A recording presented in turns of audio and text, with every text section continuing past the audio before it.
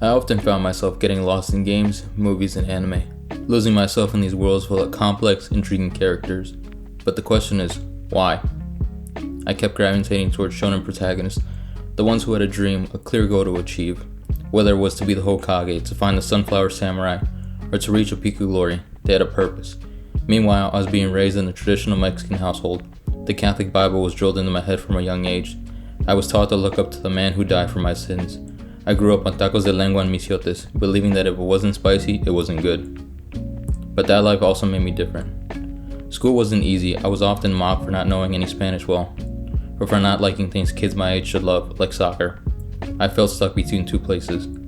Was I too Mexican or was I too American? I felt like an outsider in my own culture, among my own people. As I grew older, I truly didn't fit anywhere.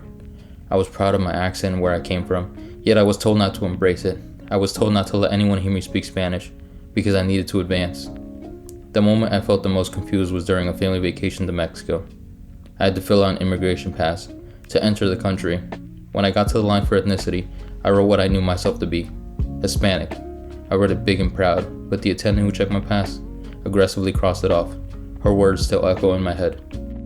"You're not Hispanic, you're American." It may seem like a small interaction, but those words rattled in my head the entire trip. I felt if I was on autopilot, uncomfortable in my own skin. Was I not Hispanic to her simply because I was born in a different place, even though we bled the same? Her look of disgust is still burned in my memory. On that day, I was completely confused about who I was. I remember immediately being sucked back into my manga, a story familiar to most, Naruto. Here was a boy left alone by his family, and his entire dream was to simply become the Hokage. I resonated with him because when I was left alone by my father, I could see myself in the protagonist. I would carry myself with a big goofy smile and a big goofy personality. The more I read and watched, the more I saw how he hungered to be noticed, the hunger to grow, the hunger to be the leader of his nation. I wanted to run away and get lost in another world because, well, growing up with a father wasn't exactly easy. As I kept growing, my taste in shows changed until I found Gurren Lagann. What a first time watch it was. I've always liked animes with giant robots or mechs, but this one was different. It was the ability to feel more power into the mechs from one's will. Kamina's unfortunate death caught me completely off guard. As I finished that episode, I stopped the credits and turned the TV off. I was unaware that people can die, and that broke me a bit. The story was fantastic from start to end. The indomitable human spirit was my biggest takeaway. But the Kamina part never left my mind. I took the message and wanted to get to its reader. That never giving up is a choice. Every choice you make is your own. You make what it is, and you pull yourself out of that hole. As I age more, anime wasn't really seen as cool back in 2007. In my opinion, yes, we had great shows, but you couldn't really talk to anyone about it. There wasn't this huge community and market for it like today. I wanted to show my love for these series, but was often made fun of. It wouldn't be until years later that the same people making fun of it became addicted as well. I felt some type of bitterness, but I shouldn't think like that. It didn't slow me down. But why does this matter to the topic at hand? As I watched more anime, I would take away lessons on how to be a better person. I felt like every time I walked away from a series, I took something away. I was always told to read books about making money or flipping houses, that I should read this impactful story that'll change my life.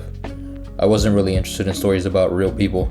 Yes, they went through some impossible odds, but I would say the same about my favorite manga.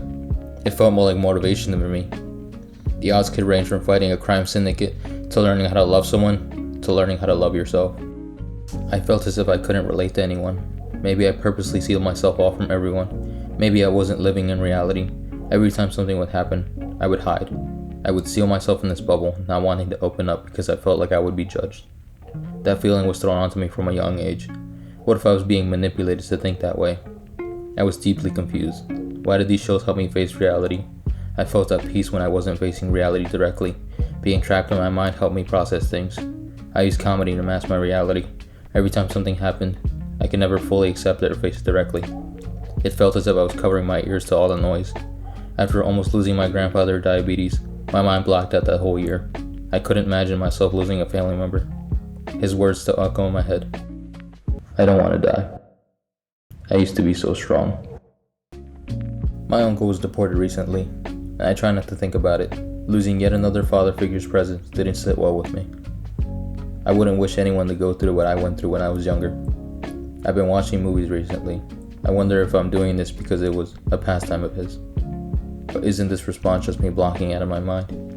With the current political climate, it feels as if the world is out to get me. People who look like me.